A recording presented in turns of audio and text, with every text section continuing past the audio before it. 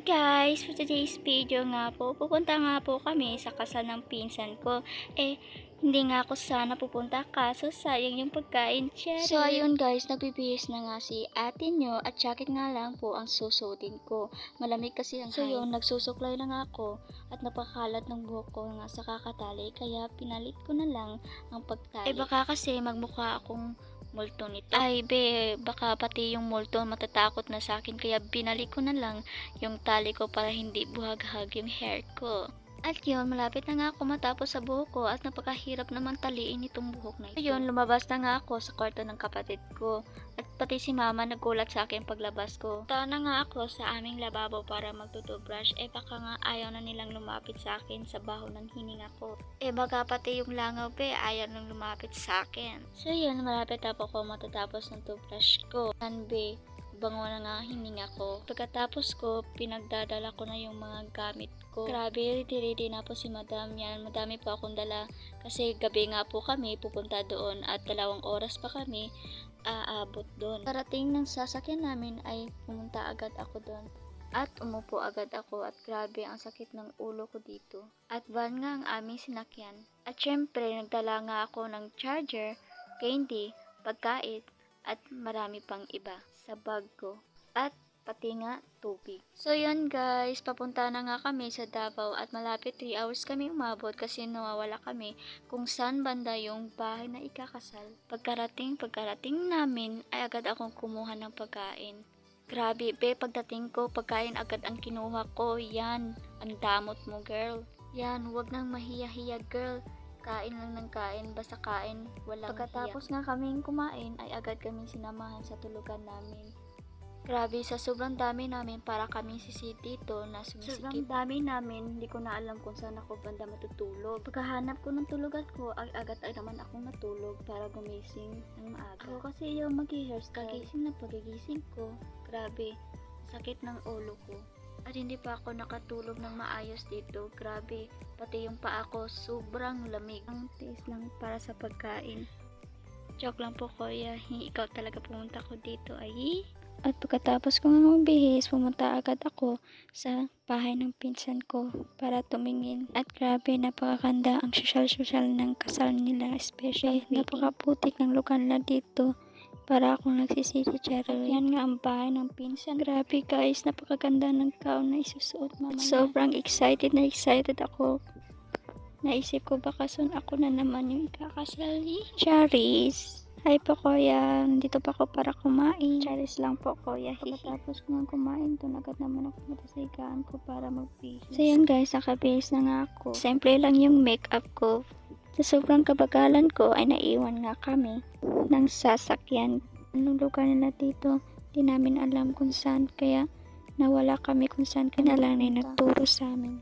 Kahit naiwan na kami, makuha pa rin naman picture.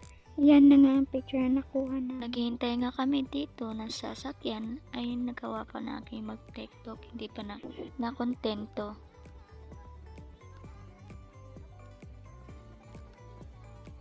So yan, pagkarating ng sasakyan ay papunta na nga kami sa simbahan. Kasi mula ng kasal ay si mama na yung maglalakad ng simbahan. Oo, siya nga yung mother ng kasal niya. Matagal na kasing patay yung mama niya. Ito na nga, siya na nga yung maglalakad at siya na yung ikakasal. Grabe, napaiyak talaga ako dito. Pag ikinasal ako, nandito si papa. So, lalo na yung mama ko. I'm married to be soon. Yan, susunod na nga yung iba na maglalakad. Habang naglalakad sila, meron akong iniisip. Isip ko kasi yung ako yung ikakasal dito. Titingin lang ako dito habang umuupo sa upuan ko.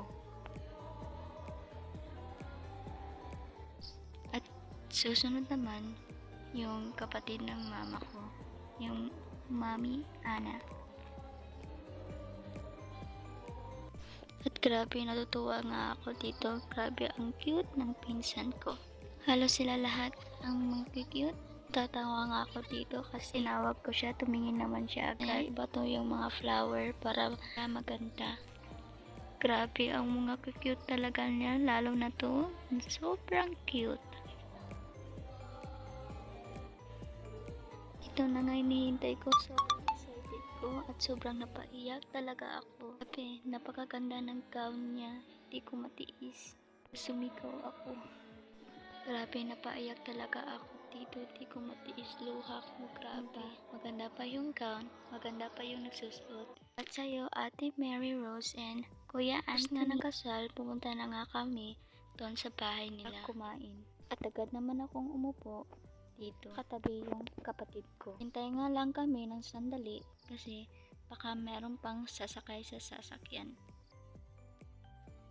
At yun, nakaalis na nga kami papunta doon sa bahay ng ikakasal. Napakasakit ng ulo ko dito, napakamalas talaga. Pagkarating namin, agad ako, grabe, napakasarap tignan ng mga pagkain nila at takam na ako dyan. Kain lang ako ng kain dyan, wala akong pakialam pa sa kakain ako. Pati nga balat ng lechon, hindi ko makain kasi sobrang tigas nito. Kaya kanin na lang yung kinain ko. Walang di, kain lang ng kain. Kaya nagtutuwaan kami dito habang kumakain. Yung pinsan ko nasa gilid, tingin siya ng tingin bakit nagbibidyo. At dito na nga yung time na mahuhulog yung lechon ko. Sa pagkain na nga, nahulog pang crush siya. Sabi, sakit ng dibdib ko kasi nahulog yung lechon ko. Pagkatapos nga, umingon nga ako ng coke. At pagkatapos ko nga kumain, tinitingnan ko nga sila na sumusubo ng cake. Grabe, mapapasana na all ka na lang. Congrats sa'yo, Ate Mary and Kuya Anthony, my cousin. And I hope nag-enjoy ka sa pinapanood mo ngayon na video. Maraming salamat po.